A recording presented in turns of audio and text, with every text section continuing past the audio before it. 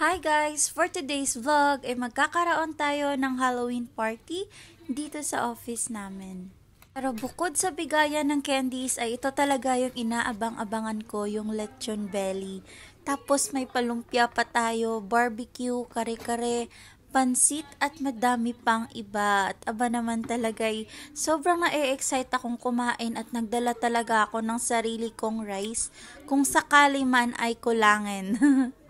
Actually guys, nagdadalawa kami dyan sa spring roll. Kaso ako hindi ko matagilan yung self ko at wala naman din ibang kumain. Kaya tinatlo ko na lang yung akin kasi sobrang sarap talaga niya.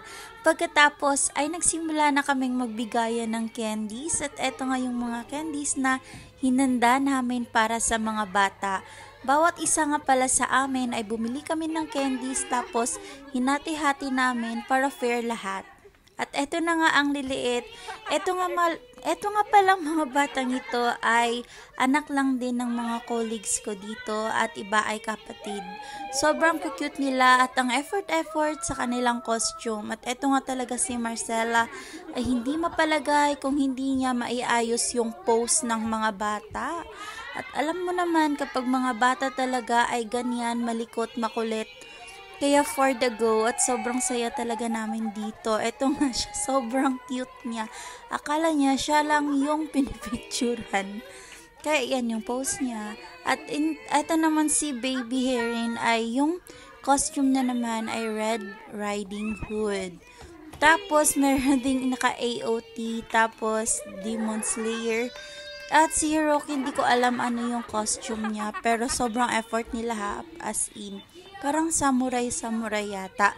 Eto naman si Akiyo ay talagang bilib ako kasi pagdating sa agawan ng candy ay aba na may for the go. Pagka-uwi ko nga sa bahay ay nagluto ako ng samyang. Di ko talaga napigilan yung sarili ko at na-crave na naman ako ulit nito. Pero mga once a month na siguro ako kakain nito ngayon kasi syempre hindi din to mabuti kapag aaraw-arawin natin. Ito nga yung samyang ko, yung red. Ito ata yung pinakamaanghang kasi ito na lang natira sa yung binili ko nung last month pa. At eto na nga, nilagyan ko yan siya ng powdered milk kasi hindi ko kaya yung anghang niya. Sobrang anghang talaga kasi. Tapos mix-mix lang natin hanggang sa mahalo. Oh, ganyan na. By the way guys, sobrang saya ko pala this week kasi umabot tayo ng 161 subscribers kahit minsan lang ako nag-upload ng mahabang video. Mga shorts lang, ganun. Kasi busy din ako sa work at meron tayong mga priorities. At alam nyo ba, goal ko talagang maging YouTuber kasi wala lang, gusto ko lang maging vlogger din. Ito na nga sinimulan ko ng kumain ng ating samyang. Sobrang init nito at sobrang anghang niya. Actually, pinipigilan ko lang dyan mag-react kasi baka masira yung video. Pero back to the topic, super grateful at super thankful ako sa mga taong kahit hindi naman ako kakilala ay tinatry nilang panoorin yung videos ko. Tapos sa mga nagre-react, lalo-lalo na yun. Alam nyo ba, goal ko talaga guys, bumili ng camera na pang vlogging at siguro pag nagkaroon ako ng ganun ay aaraw-arawin ko na talaga yung pag-upload ko.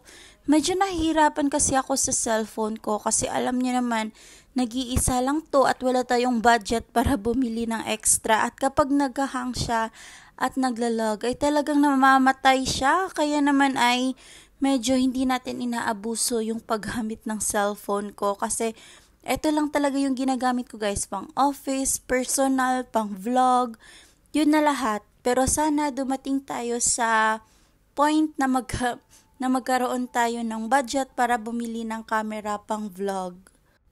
At eto na, kumain na nga ako ng tinapay. Sinamahan ko na siya ng tinapay kasi hindi ko na kaya. Tapos, kumain pa ako ng orange after that.